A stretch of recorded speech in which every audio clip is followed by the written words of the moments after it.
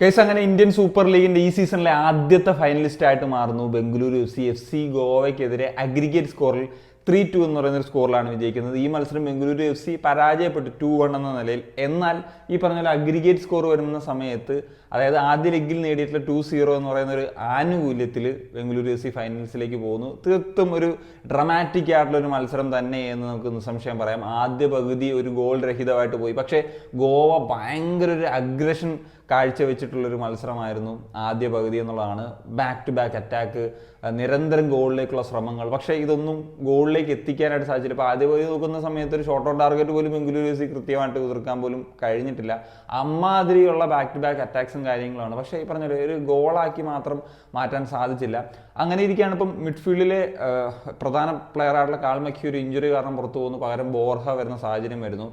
ആ ഒരു ബോർഹ തന്നെ രണ്ടാം പകുതിയിൽ കിട്ടിയിട്ടുള്ള ഒരു സെറ്റ് പീസ് സിറ്റുവേഷൻ, ഒരു ഫ്രീ കിക്ക് സിറ്റുവേഷൻ, ഒരു ഉഗ്രൻ ഫ്രീ കിക്ക് ഗോൾ അടിച്ചിട്ട് പ്രതീക്ഷ നൽകുന്നു. അങ്ങനെയാണ് 2-1 എന്ന് പറയുന്ന ഒരു ലെവലിലേക്ക് എത്തുന്നത്.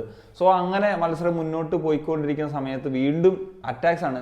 അവിടെ ഇവിടെ ചില കൗണ്ടർ സിറ്റുവേഷൻസ് ഒഴിച്ചു കഴിഞ്ഞാൽ പറഞ്ഞാൽ ഗോവയുടെ ഒരു ഡോമിനേഷൻ തന്നെയാണ് കാണാൻ സാധിച്ചിട്ടുണ്ടായിരുന്നത്. ആക്ച്വലി ബംഗളൂരു FC കട്ടയ്ക്ക് നിന്ന് ഡിഫെൻഡ് ചെയ്തു. മാത്രമല്ല ഇന്ന് ഗുർപ്രീത് സിംഗ് സന്ധു എന്ന് പറയുന്ന താരം ഗോട്ട് ലെവൽ പെർഫോമൻസ് ആണ് നടത്തിയത്. എത്ര സേവുകളാണ്, ഒരു 4 ക്രൂഷ്യൽ സേവുകൾ നടത്തിയിട്ടുണ്ട്. ബാക്ക് ടു ബാക്ക് സേവുകൾ നടത്തിയിട്ടുണ്ട്. അതൊക്കെ തീർച്ചയായിട്ടും, കാരണം ഈ സീസണിൽ കുറച്ച് മോശമായിട്ട് നിന്നിട്ടുള്ള ഒരു പ്ലെയറാണ്. നാഷണൽ ടീമിൽ അദ്ദേഹത്തിൻ്റെ സ്ഥാനം വരെ തെറിച്ചിട്ടുണ്ട്.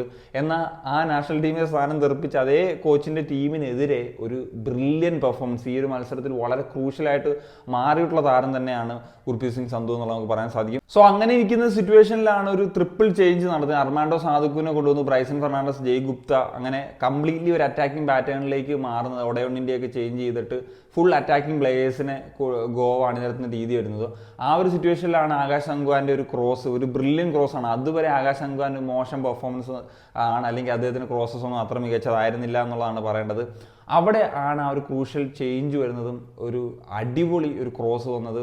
അർമാൻഡോ സാദുക്കുവിൻ്റെ ഒരു ബ്രില്യൻ്റ് ആയിട്ടുള്ളൊരു ഹെഡർ ഗോള്. അങ്ങനെ 2-2 ആ ഒരു മത്സരം ഞാൻ വിചാരിച്ചു ഒരു എക്സ്ട്രാ ടൈമിലേക്കൊക്കെ പോയി ചിലപ്പോൾ അതും കഴിഞ്ഞൊരു സിറ്റുവേഷനിലേക്കൊക്കെ പോകുമെന്ന് എല്ലാവരും പ്രതീക്ഷിച്ചിട്ടുള്ള സമയത്താണ് ബംഗളൂരു FCക്ക് അനുകൂലമായിട്ടുള്ള ഒരു കോർണർ ലഭിക്കുന്നത്. ആ സമയത്താണ് ഛേത്രി ഒരു പകരക്കാരൻ്റെ ഒക്കെ റോൾ സെക്കൻഡ് ഹാഫിലാണ് എത്തുന്നത്. അപ്പോൾ അവിടെ ഡ്രാച്ചിച്ചിന് പറ്റിയിട്ടുള്ളൊരു മിസ്റ്റേക്കാണ്. കാരണം ഡ്രാച്ചിച്ച് കൊടുത്തിട്ടുള്ളൊരു മൈനസ് പാസ് അത് കൃത്യമല്ലായിരുന്നു. അവിടെ ബൂട്ടിയാന്ന് പറഞ്ഞിട്ടുള്ള താരമുണ്ടായിരുന്നു. ഒരു ബ്രില്യൻ ക്രോസ് ഫ്രീ ഹെഡറായിട്ട് സുനിൽ ഛേത്രി. അതാണ് സുനിൽ ഛേത്രി എന്ന് പറയുന്ന ഒരു പ്ലെയർ. എന്താണ് അദ്ദേഹം ഒരു ലെജൻഡറി പ്ലെയറായിട്ട് മാറുന്നതെന്നൊക്കെ ഉള്ളത് കാട്ടിത്തരുന്ന തരത്തിൽ അവിടെ റൈറ്റ് പ്ലേസിലുണ്ടായിരുന്നു. ഉഗ്രൻ. അത് ആ ഗോൾ വന്ന മിനിറ്റ്സ് ആലോചിക്കുക. 90 മിനിറ്റും കഴിഞ്ഞ് അഡീഷണൽ ടൈമിലാണ്, ആ ഒരു മൊമെൻറ്റിലാണ് ആ ഒരു ഗോൾ വരുന്നത്. എന്താണെങ്കിലും അത് കൃത്യമായിട്ട് കൺവേർട്ട് ചെയ്യാൻ സാധിച്ചു. പിന്നീട് ഒന്നും ചെയ്യാൻ ഇല്ലായിരുന്നു എന്നുള്ളത് തന്നെയാണ് പറയേണ്ടത് ഗോവയെ സംബന്ധിച്ചിടത്തോളം. പിന്നെ കംപ്ലീറ്റ്ലി ഒരു ഡിഫെൻഡിങ് ഇതിലേക്ക് മാറി. ഈ ഒരു മത്സരം ഉടനീളം നോക്കിയാൽ BFC ഡിഫെൻഡ് ചെയ്ത് കളിക്കുക എന്നുള്ളൊരു പാറ്റേൺ തന്നെയായിരുന്നു ഉണ്ടായിരുന്നത്. പക്ഷേ അത് രണ്ടാം പകുതിയിലെ 2 മൊമെൻറ്റ്സിൽ പാളിപ്പോയി. എന്നാൽ അവർക്കതിൽ നിന്ന് തിരിച്ചു വരാൻ, കരകയറാൻ സാധിച്ചു എന്നുള്ളിടത്താണ്. BFCയുടെ ഒരു ആറ്റിറ്റ്യൂഡ് അത് വേറെ ലെവൽ തന്നെയാണ്. എന്താണെങ്കിലും അടുത്ത മത്സരം ആര് വിജയിക്കും എന്നതുപോലെ ഇരിക്കും. ഏത് വെന്യൂലായിരിക്കും. BFCക്ക് ഹോമിൽ തന്നെയാണ് കിട്ടുന്നതെങ്കിൽ, ആ ഫൈനൽ മത്സരം കിട്ടുന്നെങ്കിൽ അതും തീർച്ചയായിട്ടും ഒരു വലിയ അനുകൂലമായിട്ട് മാറും. അപ്പം ദാറ്റ്സ് ഇറ്റ് ഗൈസ്. ഗോവ വളരെ മികച്ച രീതിയിൽ വളരെ അറ്റാക്കിംഗ് വേസ് എല്ലാം കളിച്ചു. പക്ഷേ ഒരു മിസ്റ്റേക്ക് അത് വലിയ വില കൊടുക്കേണ്ട സാഹചര്യത്തിലേക്ക് വന്നു എന്നുള്ളതാണ്. അപ്പോൾ എന്താണ് നിങ്ങളുടെ ഒപ്പീനിയൻ? തീർച്ചയായിട്ടും കമ്പോസ് സൈനിങ് ഓഫ്.